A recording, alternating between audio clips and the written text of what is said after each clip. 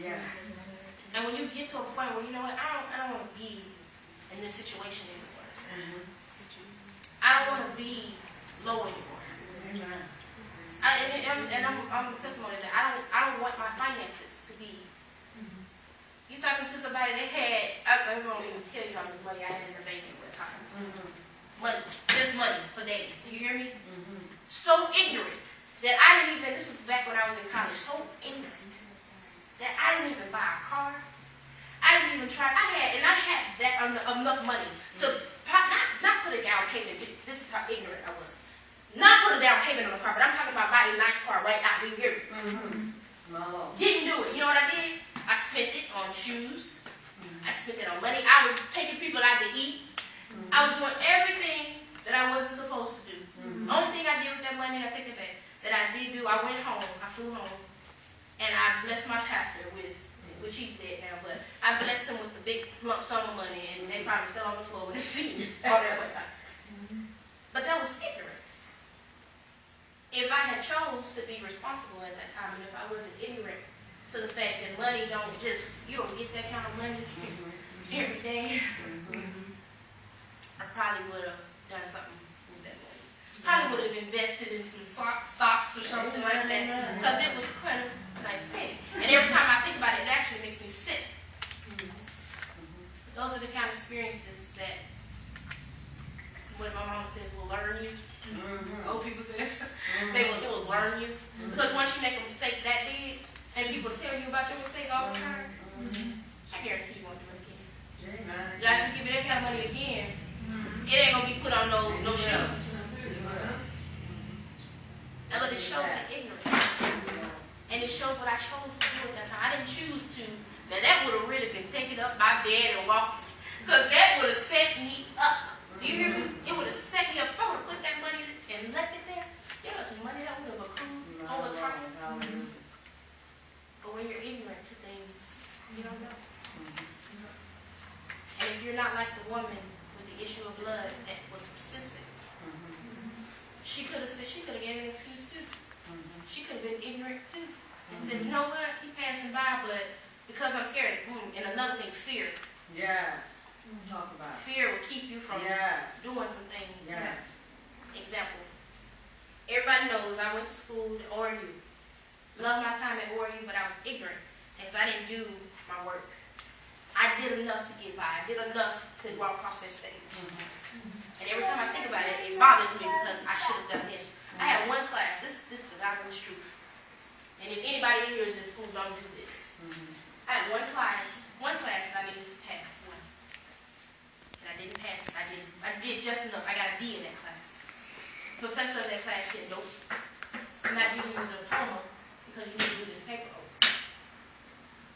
And I'm mad. Like, how dare you tell me that I'm not going to get out and yell my diploma because you don't give me a D. Who you talking to? Blah, blah, delete, backspace. Who you think you are? And I went through this for about 6 months sitting up here. I'm not writing that paper. You stupid. You think I'm writing this paper? And I'm just really going off. Everybody knows me. They know. I'm not writing this paper. Because it's crazy. Went and talked to the man. And he remembered me. He said, I still have your DVDs because it was actually a project that I had to do. It was the final project. This is determines whether or not you graduate. And everybody stresses about this. It's called senior paper. Everybody stresses, well, except for Isaiah, because he's the person that does not do. Isaiah wrote a 65-page senior project the day before it was due and got an A. Way to go, boy. Way to go. It made me so mad because I'm over here stressed now. It took me like 6 months to get the little bit that I did get done. And I'm over here stressed and he over here, graduating. Yeah, boy, I'm out of here. And I'm sitting there like, what can't I, why didn't I just do this paper? So anyway, the man, we had a meeting and everything. And this has been a year since I walked across the stage that I talked to this man. He said, I remember you. He said, I still have your DVDs. He said, your DVD was one of the most profound sermons that I have ever seen. Wow. He said, I read a lot of senior papers, and I don't normally keep up with that kind of stuff. He said, I kept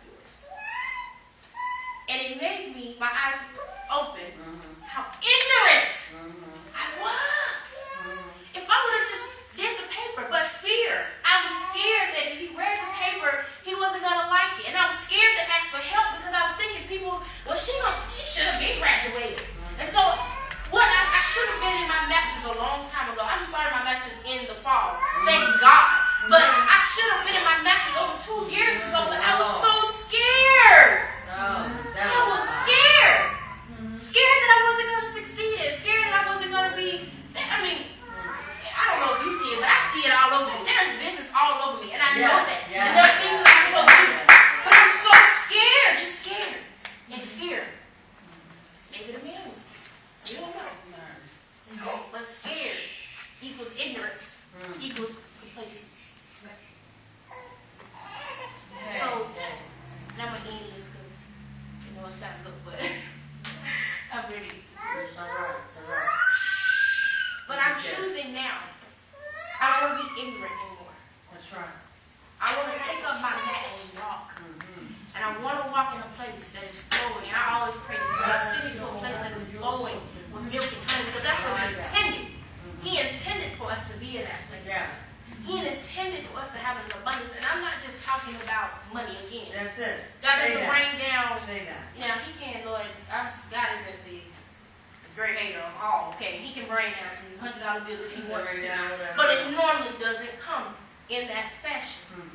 So if there is an idea or there is something, a business plan or whatever it is that's going to get me to the next level, I want it.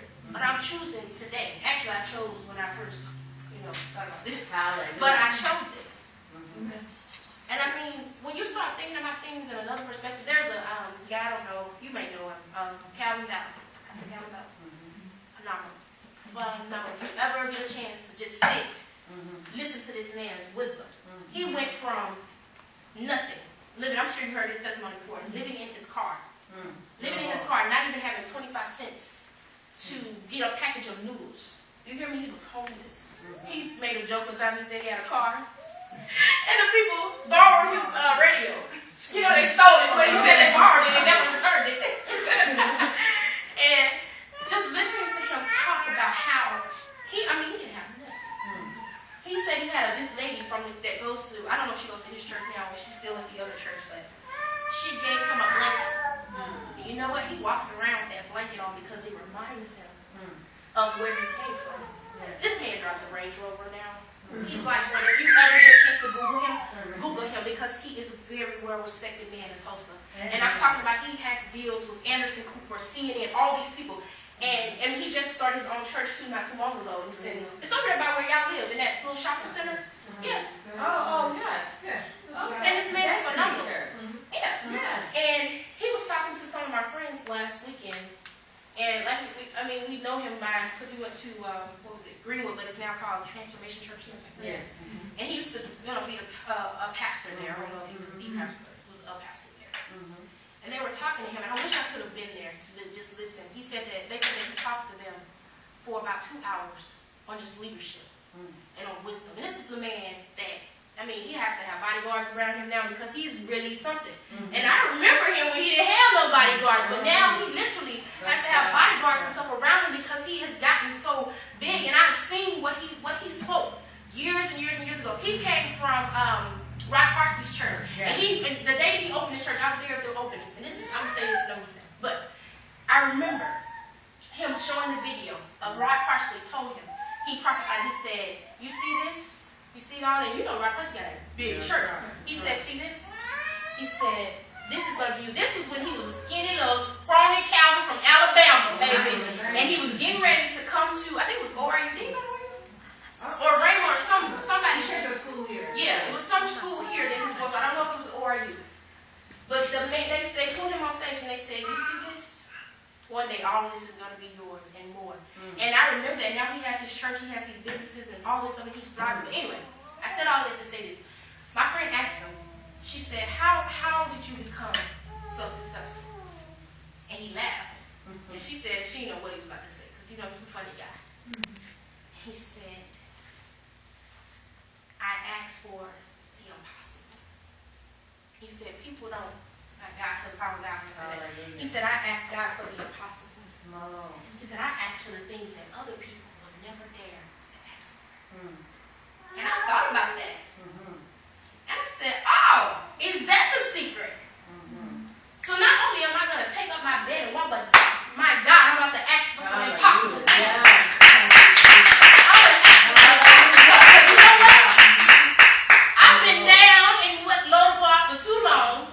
I'm sure some of y'all, if you want to admit it or not, That's right. you've been in the same place, Come on now. confused, upset, Too long.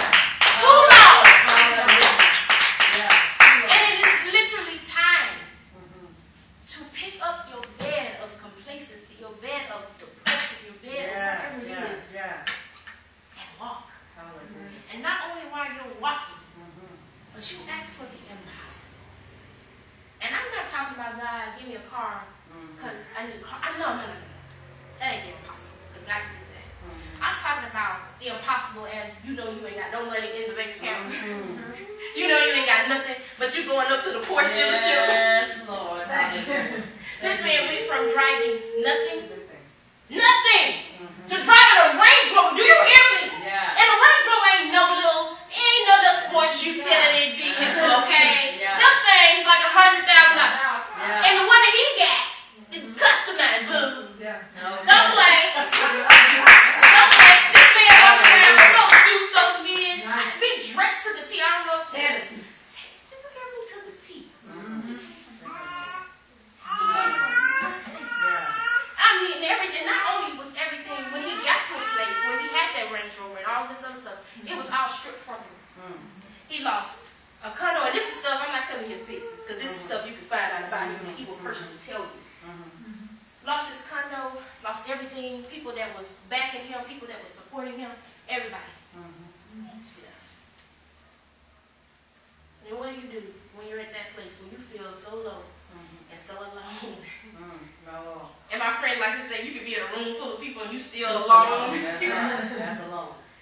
And you still, I mean, you're just here. What do? You take up your bed and walk. Yeah. God has instilled a piece of hope in each and every last one of us. That hope that lady with the issue of blood, how she could have been beaten to death because she outside and she's unclean.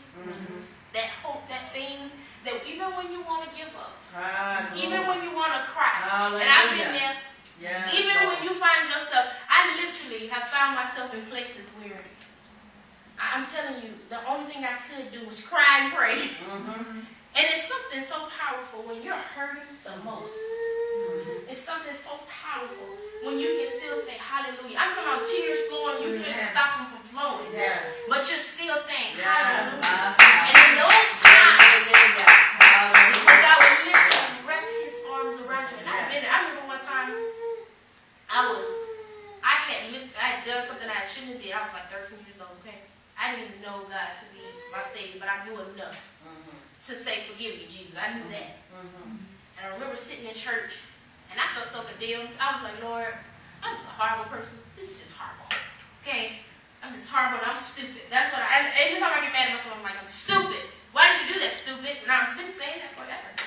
Never knew. You know, you're speaking that on yourself. Yes, sir. But since, I spoke on giving life, I don't speak those kind of things anymore.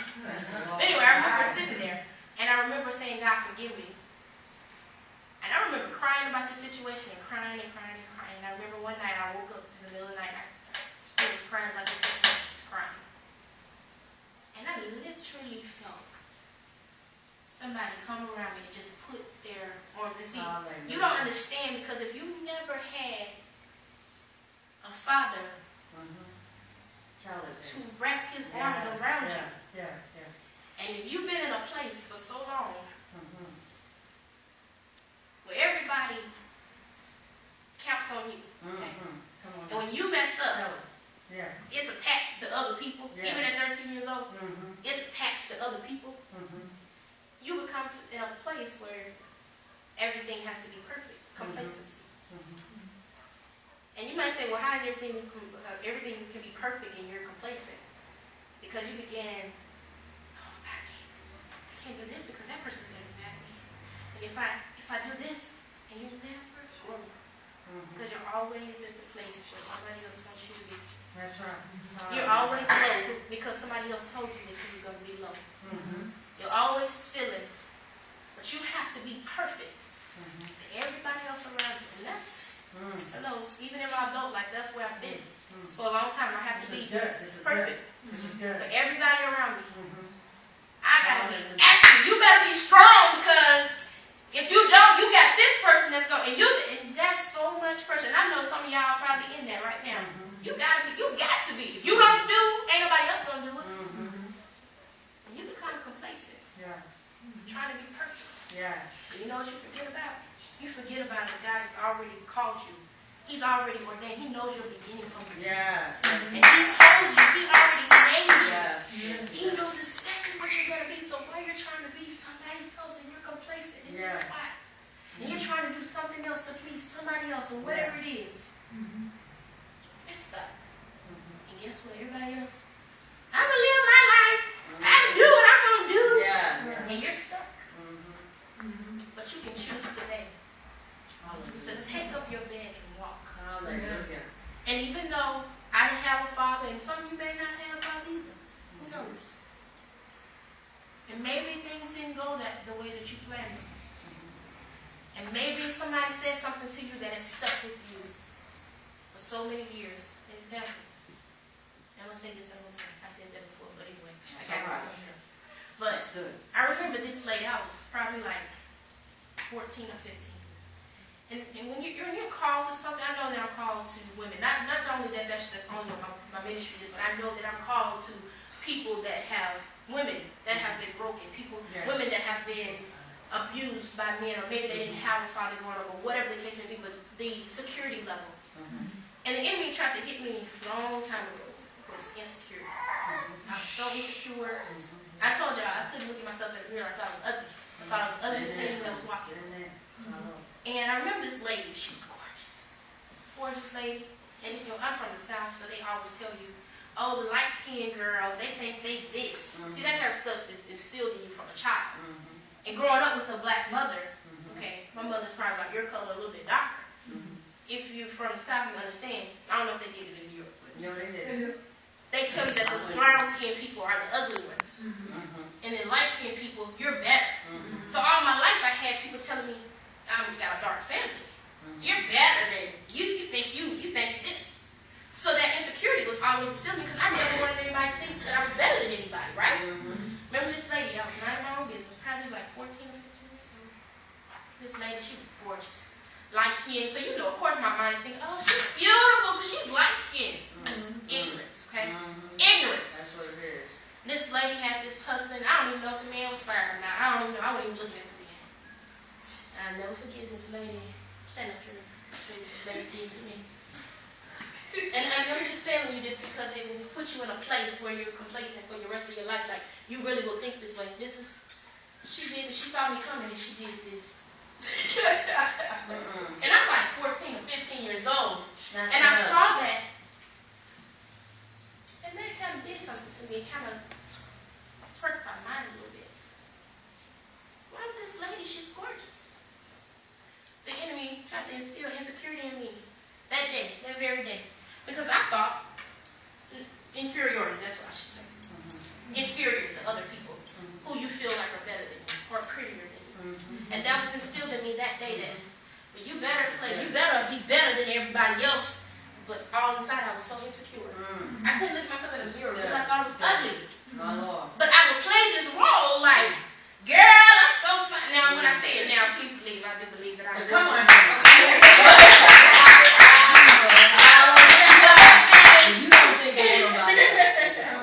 But back then I didn't think that. I didn't think that. I was playing a role for everybody else. Because I was somebody else that everybody else wanted me to be. They just assumed, oh, okay, she light skinned. You grow in that. And if you grow up in thinking that if a man doesn't tell you that you're worth something, or that you're pretty, that you ain't nothing. And it wasn't until my adult life that I found out, oh my God, nobody's telling me that I'm beautiful and I feel this way about myself. Nobody's telling me, you can do it, Ashlee, you can do it. And you're moving, and things may not be moving the way that I want them to, the speed that I want them to. Okay, because I like popcorn and stuff. But I'm choosing. And I mean, you never arrive, okay? I'm not saying, I got it all together, and yep, I'm choosing to take up my bet, boo, and you better get it together and get on the bandwagon. No. I'm choosing, but it's still a walk. That's right. And it's something that is so, I'm not familiar with this territory. I'm not familiar with telling things they're going to happen and they better happen. I'm not familiar with walking in that kind of authority because I've been so ignorant and so complacent for so long. My Lord. Hallelujah. And when you've been told something, you tell yourself, so a man think it's so easy. Yes, sir. You tell yourself that you're stupid. I'm 25 years old and I've been telling myself I'm stupid for 25 years. You're going to be stupid. So, I said all that to say this. Take up your mat and choose. Because choosing is so powerful. The man that, like I said, and I keep saying this, he could have given an excuse of why he couldn't take up that mat. And he could have said, well, Lord, just put me in the pool. But he didn't. He got up. Yeah. He didn't ask no questions. Yeah. Jesus didn't even touch him. Yeah. So I'm not going to touch nobody today. Hallelujah. But what I am going to do is ask this. And I want you to be honest. I've been real and I've been honest with you and I've shared my story and I've shared my testimony and you see me. You see me. I'm tangible. Okay? Amen. And if you know that you need to choose to walk today, and your walking may be walking away from somebody that you don't supposed to be talking to, or your walking may be walking away, you know what, I've been in poverty my whole life. I'm walking away from it. I'm choosing. Stand up. Come to this altar and let's pray. Hallelujah. Thank you, Lord God. Thank you, Lord. Thank you, Lord. Hallelujah. Thank you, Lord. Yeah. Hallelujah. Don't let the devil believe it. Thank you, Lord God. And I don't pressure people, so. Thank you, Lord God. Let me hold the baby. Is there anybody else? Thank you, Lord. I'll wait a second. Don't let the devil